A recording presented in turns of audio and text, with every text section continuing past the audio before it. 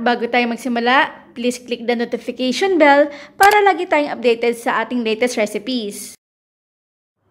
Hi guys! Mabuhay sa inyo lahat and welcome back to our channel. It's more fun in the kitchen.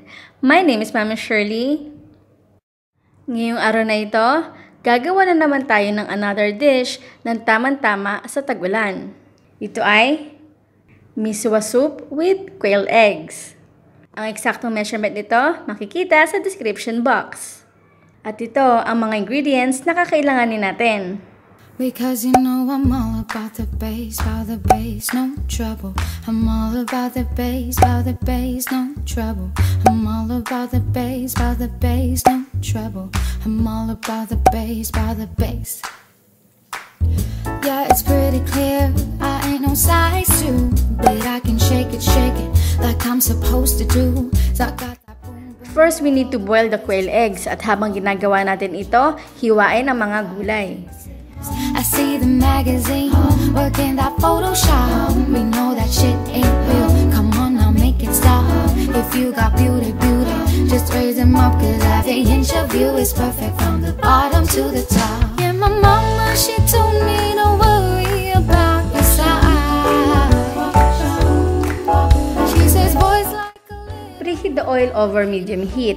Igasa dito ang ginger at ang onion. Kapag nag-translucent na ito, ilagay na natin ang carrot, upo, at ang hibe. Igisa ito for a few minutes. Then add the chicken cubes at ang tubig. Para mas mapadali ang pagkulo ng tubig, takpan ito. At huwag natin kalimutan dito na hiwain ang miswa sa dalawa at ilus ito. Ito ay para maiwasan natin manikit ang miswa habang ito ay niluluto. At unti-unti natin ilagay ang miswa.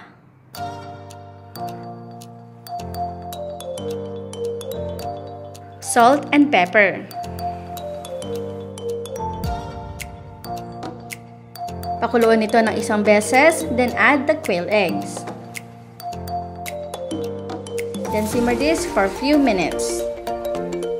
And now it's done! Our Misua soup with quail eggs.